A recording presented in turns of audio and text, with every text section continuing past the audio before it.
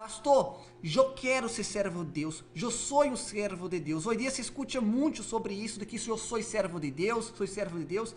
Pero para entender sobre ser servo, precisamos entender em sua plenitude o que significa um servo. O que é um servo?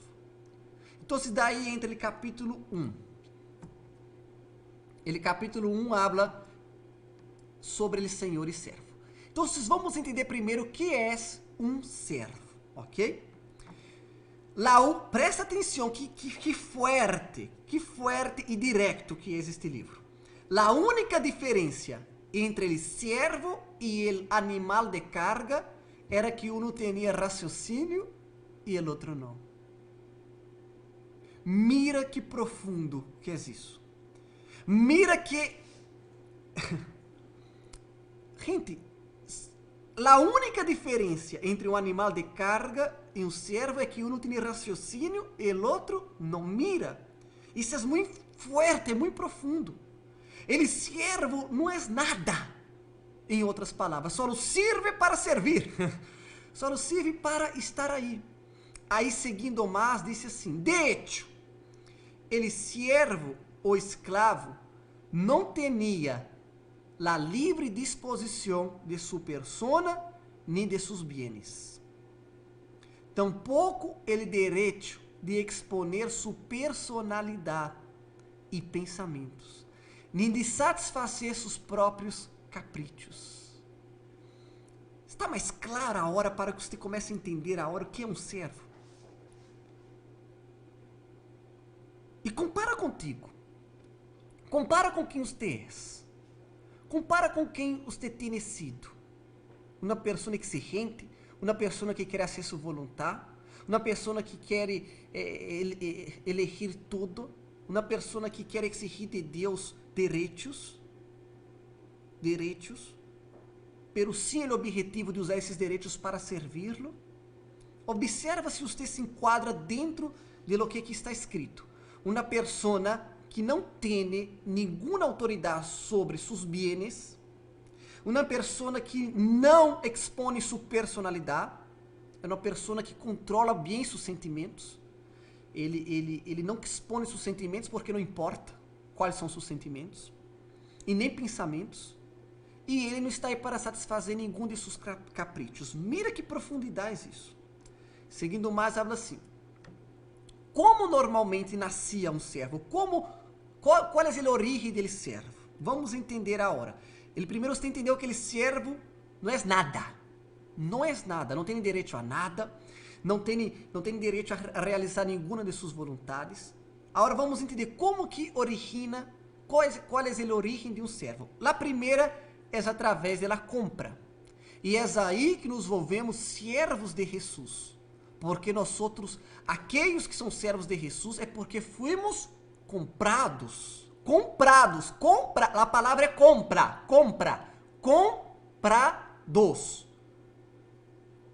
Quando você aceita Jesus, você está aceitando ser comprado. Aí, na Bíblia, habla assim, pois habéis sido comprados por preço. A Bíblia nos afirma que nós fomos comprados. Que preço foi esse? A sangue de Jesus. Ok?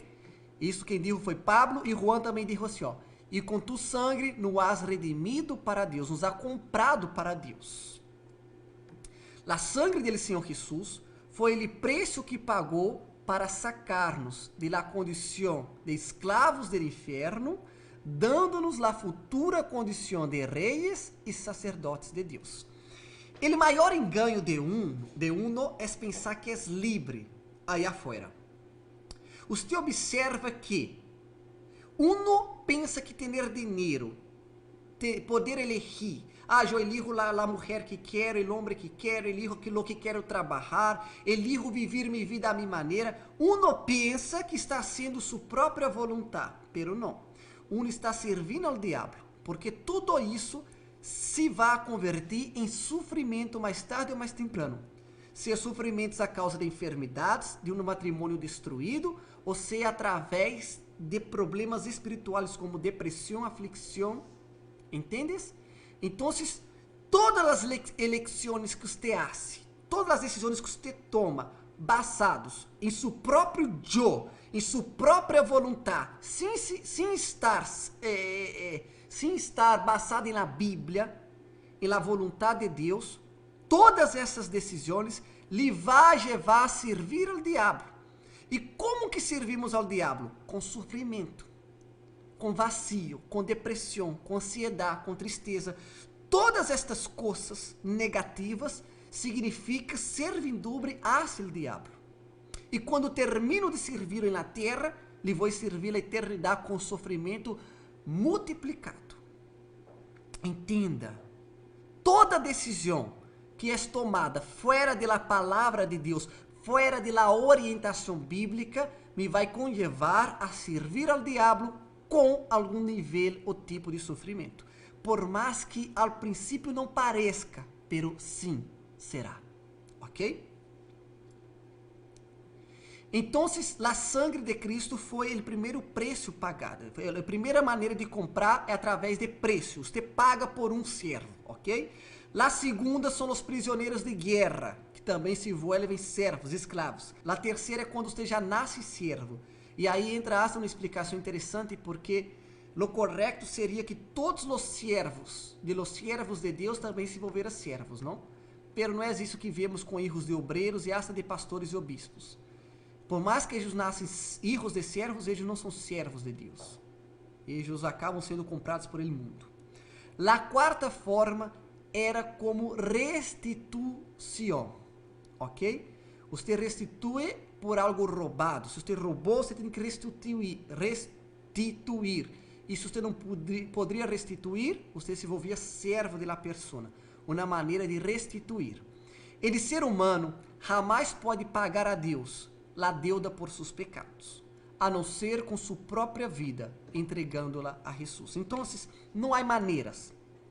Escute-me bem. Não há maneiras de você pagar por cada pecado que você cometeu. A única maneira de pagar é através da sangue de Jesus. Mas você não pode agarrar a sangue e pagar, porque não é sua. Então, o Senhor Jesus, ele decidiu pagar o preço por nós outros. Ele decidiu pagar por nós outros. Ele decidiu, assim. Mira que fantástico, mira que coisa, que expressão de amor. Ele decidiu pagar uma deuda que não podíamos pagar. Ele decidiu. Pero a única maneira de fazer valer o que Jesus ha hecho é você se entregando a Ele, com sua própria vida a Ele. E valer muito a pena. La quinta, por falta de dinheiro para pagar uma deuda. A pessoa que não tinha com quem pagar uma deuda era forçada a vender seus filhos como escravos, ou estes eram confiscados por acreedor. A outra maneira de se envolver um servo. A sexta era por autoventa. Uma pessoa poderia vender-se voluntariamente com o fim de escapar da miséria. E muitos fazem isso hoje em dia. Há muitas pessoas que, a causa de um problema, ele supostamente se vende a Deus a cambio da solução de um problema. Pero depois que ele tem a solução do problema, ou seja, depois que ele, por exemplo, eles servam na costumbre hebraica já, nas leis mosaicas hebraicas, ele trabalhava 6 anos para pagar uma deuda e depois era livre, ok? Há muitos que fazem isso.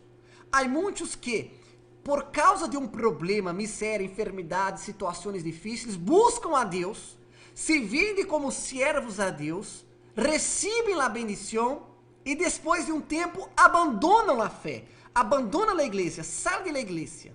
Você já conheceu muitos casos assim. Este tempo que a pessoa permaneceu na igreja, ela permaneceu por gratidão. Em outras palavras, ela queria pagar por lo que recebeu. Ela não se deu de por vida. Ela não deu a vida por la salvação eterna. Ela deu a vida por um tempo limitado a causa de la solução de um problema. E é muito comum isso na igreja. Pessoas que estão na igreja firmes por gratidão e não por entrega. Não porque querem ser servos de Deus para sempre. Ou seja, ela está por gratidão.